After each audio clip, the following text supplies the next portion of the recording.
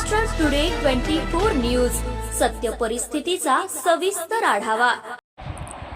परभणीचा महापौर म्हणून ठाकरेंच्या शिवसेनेचा मुस्लिम उमेदवारांच्या नावावर शिक्कामोर्तब।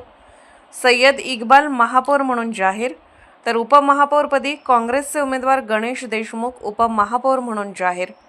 परभणी महानगरपालिकेतील महापौर आणि उपमहापौर पदासाठी आज होणाऱ्या निवडणुकीपूर्वीच सत्ता समीकरण स्पष्ट झाले आहे। उद्धव ठाकरेंची शिवसेना आणि काँग्रेस यांच्यातील समन्वयानुसार महापौर पदासाठी शिवसेनेकडून सय्यद इक्बाल यांच्या नावावर शिक्कामोर्तब करण्यात आले असून उपमहापौर पदासाठी काँग्रेसकडून गणेश देशमुख यांचे नाव जवळपास निश्चित झाले आहे।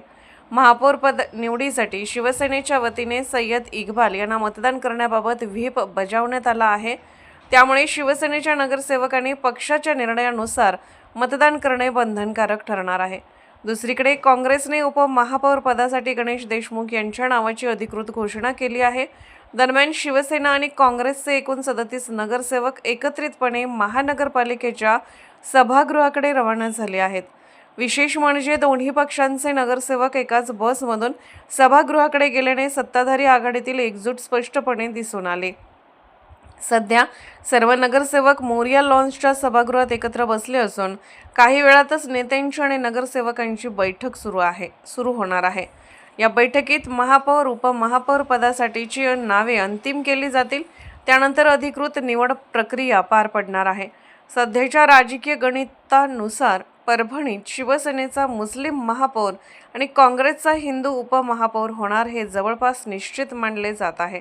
आजच्या निवडणुकीकडे संपूर्ण शहराचे लक्ष लागले असून बैठकीनंतर महापौर आणि उपमहापौर दोन्ही पदांवर अधिकृत शिक्कामोर्तब होण्याची शक्यता आहे। निवडीनंतर सत्ताधारी आघाडी पुढील प्रशासकीय धोरणांबाबत दिशा ठरवणार असल्याचे संकेतही मिळत आहेत। समर्पित करतो, परभणीकरांचं मनापासून स्वागत करतो की परभणीकरांनी न भूतो न भविष्यती पहिली वेळच उद्धव बाळासाहेब ठाकरे शिवसेना पक्षाला भरभरून मदत केली आणि त्याच माध्यमातून आज परभणीचा महापौर उद्धव बाळासाहेब ठाकरे शिवसेनेचा झाला आणि या ठिकाणी उपमहापौर काँग्रेसचा झाला। चंद्रपूरला घडलेल्या घटनेनंतर काही तर्कवितर्क लोक लावत होते, आपल्याला या संधीचा काही फायदा घेता येतो का असेही प्रयत्न करीत होते। पण परभणीतली काँग्रेसची जी काही टीम आहे आणि आमची टीम, आम्ही खासदार आमदार आमचे पदाधिकारी, आमच्यामध्ये चांगल्या प्रकारचं ट्युनिंग होतं, चांगल्या प्रकारचे समन्वय होता आणि तो कुठेही तडेला जाणार नाही याची आम्ही ठिकाणी खात्री घेतली होती। आणि आम्ही सगळ्याजणांनी मिळून बाहेर काय झालं याच्याकडे बघायचं नाही। आपल्या शहरामध्ये आपण निवडणुकीपूर्व आपण युती केलेली होती, त्यामुळे ही युती अस्तित्वात ठेवून भविष्यात चांगलं काम करून या परभणीकरांनी जो दिलेला आपल्याला प्रतिसाद आहे, त्यांनी जे आपल्याला मतदानाच्या रूपानं दान दिलेलं आहे, त्या दानाचं उत्तरदायित्व स्वीकारून परभणीतल्या सगळ्या ह्या महापालिका क्षेत्रात येणाऱ्या नागरी सुविधा त्या नागरिकांना पुरवणं त्याला आम्ही प्राधान्यक्रम देणार आहोत।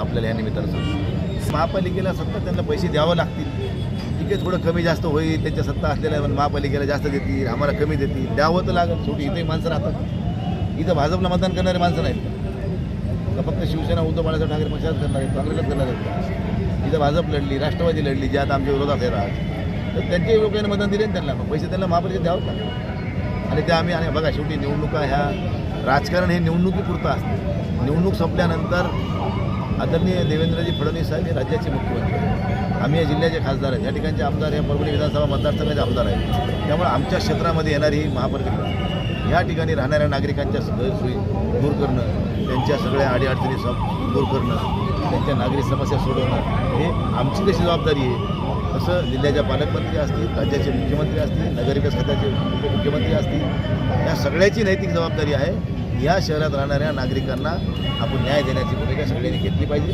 शेवटी परभणीकर हे उपेक्षित आहेत, हा मागासलेला भाग म्हणून आपला परभणी जिल्हा महाराष्ट्रामध्ये ओळखला जातो।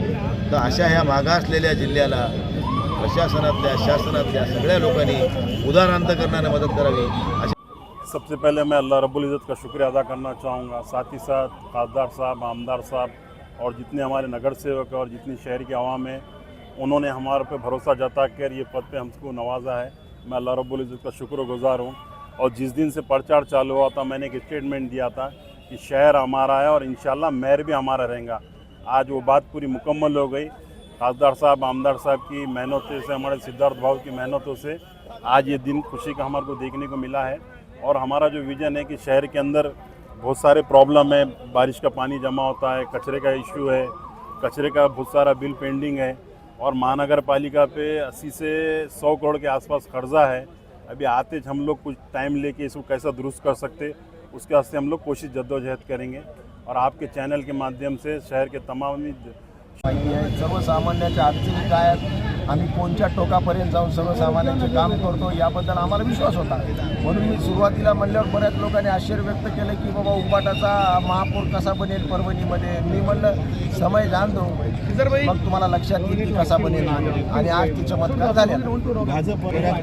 पुढची घटना घडल्यानंतर त्यांचा आत्मविश्वास वाढला होता, पण आम्हाला माहीत होतं आमचं काँग्रेसबरोबर फ्री अलायन्स होतं आणि एक आम्हाला विश्वास होता आमच्या नगरसेवकांना की तुम्ही काही किती रक्कम तुम्ही त्यांना द्यायचा प्रयत्न केला तरी नगरसेवक फुटणार नाही. पण एकही नगरसेवक आमचा फुटला नाही. उलट आम्ही त्यांना विनंती केली होती मीडियाच्या माध्यमातून की तुम्हाला विरोधी बाकावर बसवण्याचा जनआदेश झालेला आहे, त्या आदेशाचं आपण पालन केलं पाहिजे. आपण विरोधी बाकावर राहत चांगल्या प्रकारचं काम करा. या महाराष्ट्र टुडे मराठीसाठी ब्युरो रिपोर्ट मेहबूब शेख, परभणी.